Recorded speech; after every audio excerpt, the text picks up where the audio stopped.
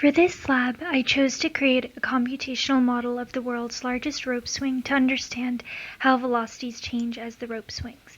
To create the model, I considered forces which were involved in the rope swing and how the energy of the system changes by considering the rope as a spring.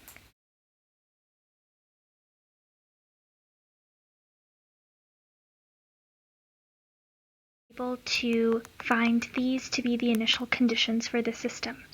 The jumper's mass is approximated as 70 kilograms, which is the average weight of humans.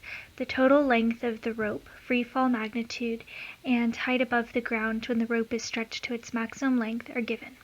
By sketching the system, I determined the rope's resting length to be 39.66 meters, the length of the rope when it is stretched to its maximum to be 45.72 meters, and the initial height above the ground of the jumper to be 9.142 meters, and the height of the jumper above the ground when the rope is stretched to its maximum to be 3.048 meters.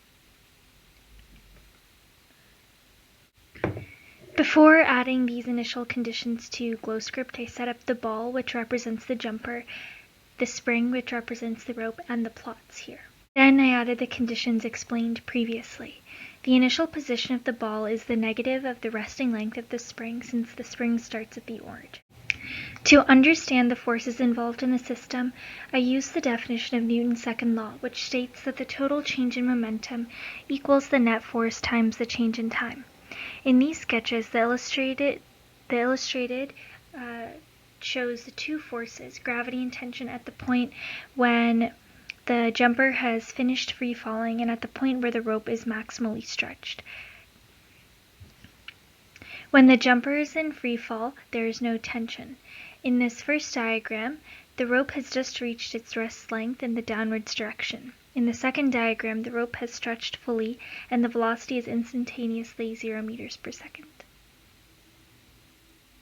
For the instant depicted in the second diagram, I equated the magnitude of the gravitational force and the tension of the rope to calculate the spring constant K of the rope to be 112.57 newtons per meters by equating the tension to the force of the spring.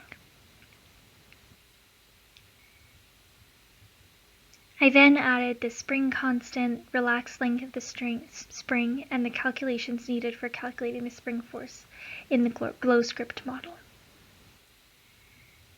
Then I added these calculations for the gravitational and spring forces to the iterative while loop, because the net force acting on the system changes as the rope stretch changes, which is why I update the spring here.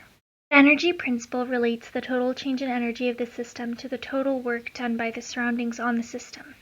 I define the system to be the rope, jumper, and earth, so the work done by the surroundings equals 0. These are the equations I used to calculate the spring potential energy, gravitational potential energy, and the kinetic energy in the computational model. Here I added the calculations for the types of energy. Additionally, I added these lines to update the energy and calculate the change in each energy type. When I ran the model, I got this model of the jumper whose path is represented by the dark blue. So this is the spring and this is the initial start, and it goes downward. The energy graphs and the Y position data are also provided here too.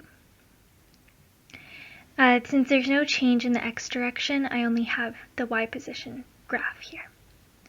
Here the position oscillates as the spring stretches, then compresses in this time interval. In the video, the rope stretched, then compressed, launching the jumper up and above the arch that he jumped off. Similarly, the ball and spring in the model illustrate an oscillation in the Y position data.